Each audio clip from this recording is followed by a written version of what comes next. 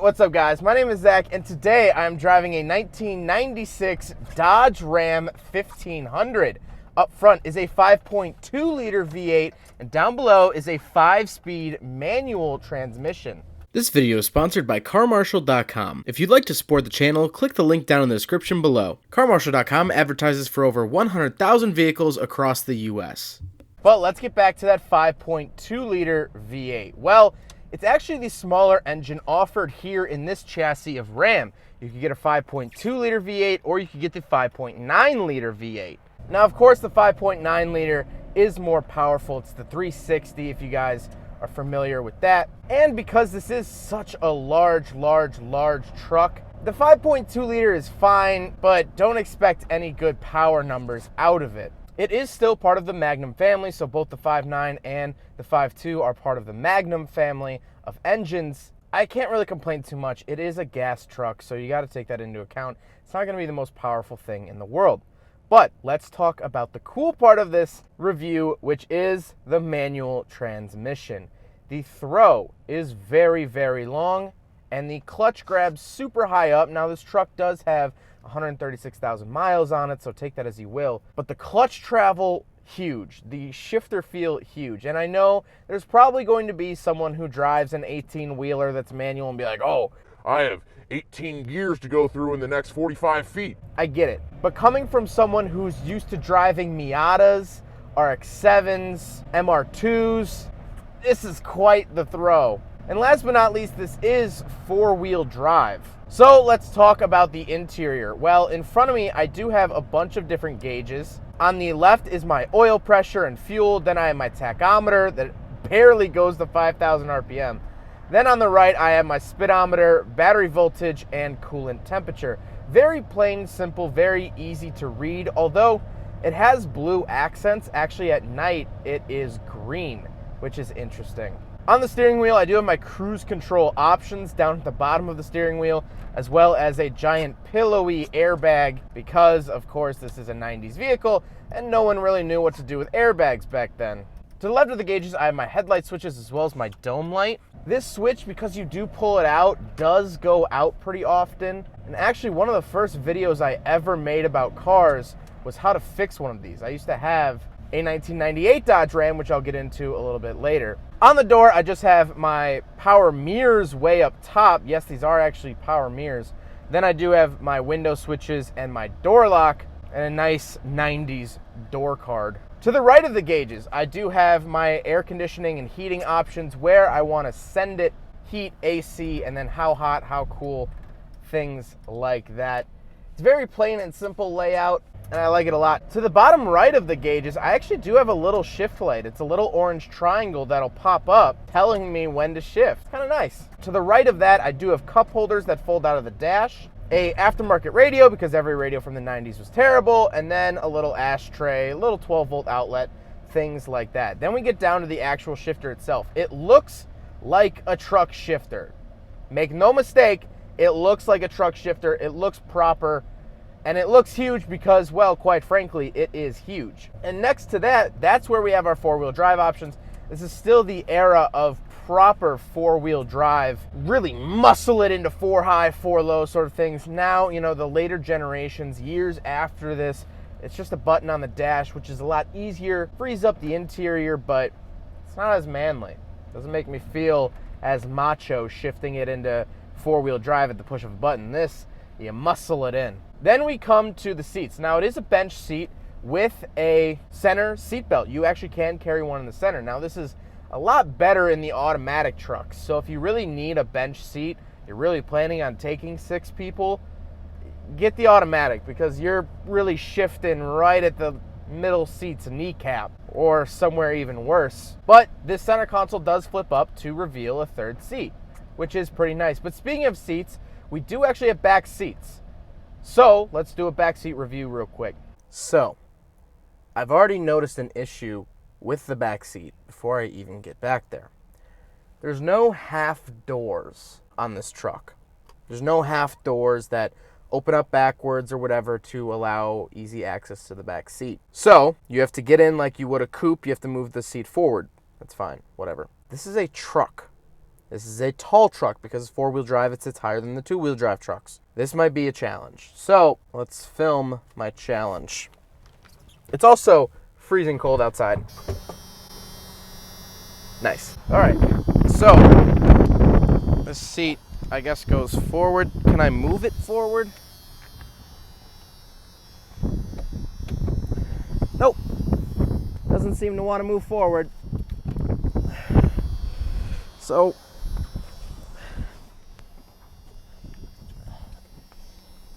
I guess scoot around here.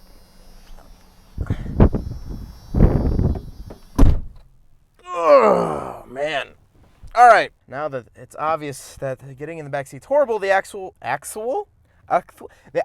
back seat is not great either. I mean, it's decent. Like, I could sit back here for a little bit, but as you can tell, the seat's coming into my legs. I can't seem to move it forward or back. That's just what it is. S to locate S. But I do have the tiniest little arm pad that's like, I guess it's foam. I can open these windows, let a little bit of air in.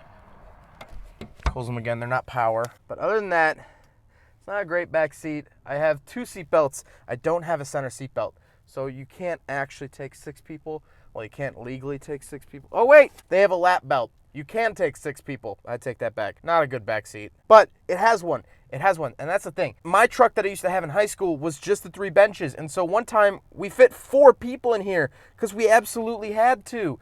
We didn't have an option. This at least gives you an option.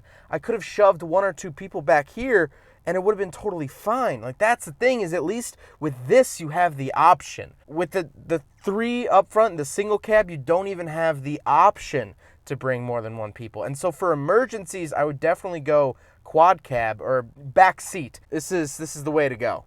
This is the way to go. It's not great. It's the way to go. And now we got to talk about the looks. I love this generation of Ram. I'm going to I am extremely biased when it comes to this generation of Ram because I own one, and this was actually my first car. My first car was a white 1998 Sport single cab long bed, and so I have a lot of love for this. Anytime I see a truck that looks like this, it fires off that nostalgia in my head.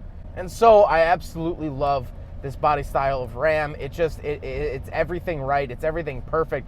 And I hope to own one again one day. I really want to. I've never driven a Cummins. I'd really like to. But man, I really, truly love these. But let's talk a little bit more consumer friendly about the body. These trucks are notorious for rust. That's really why we got rid of our white one, is because it just rusted away. It really did. Common spots for rust on these trucks are the wheel wells. The wheel wells are notorious for rusting and flaking away. I even bedlined. I took spray-on bedliner. I shaved down the rust, and I sprayed bedliner over it and painted it body color, and the rust ate through it. The rust on these trucks is insane. I've read that it's because that Dodge was buying cheaper metal from out of country, and that cheaper metal wasn't really that good. I don't know, but whatever it is, these trucks rust out. So look out for the wheel wells, get under it, search it if you're going to look for them. The doors, the bottom of the doors are also notorious for rusting out. Just, if you're going to buy one of these, look through it. Just search it over, really, really look hard, because that is really the only major issue we ever had with our personal truck. So overall, I have to say that this truck, or these trucks, are rusty but trusty. I mean, really, at the end of the day, my truck didn't really ever leave me stranded too much. The only time it really left me stranded was my own fault. I put a rotor cap on under the engine. I didn't tighten it down right. It had cracked, and so whenever it would rain, it would kind of refuse to start, whatever. But genuinely, that truck was always by my side. It was the first ever review I put up here on the channel. Review 001 was my white Dodge Ram back when I still had it, coming up on 5 years ago. It never left me stranded. These trucks kick ass. They're the best. They'll never let you down unless you live in the salt belt, then eventually they will. And if I can give you a word of advice, maintain it and enjoy it. Enjoy it while you still have it. I miss my white Dodge Ram. I miss it. I had a dream about it the other night, and sometimes it feels like the one that got away. I felt like I was a better person when I had that truck. I was more willing to help people out because I could. I had an extended bed. People love that truck. I mean, still to this day, my friends bring up that truck. And while I'm happy and thrilled and I love my RX-7, it just doesn't capture non-car people like that truck did. I don't know. There's just something about a second-gen Dodge Ram. It's the best. It's just the best. And being a car reviewer, I try to be as honest and unbiased as possible. But I'm reviewing a childhood friend right now. Well, I hope you guys enjoyed the video. Huge thank you to Max for actually driving this truck all the way up here to Illinois for me to review. But I hope you guys enjoyed the video. Don't forget to rate the video, comment on the video, and subscribe if you really liked it. Take care, guys. Aside from my soul.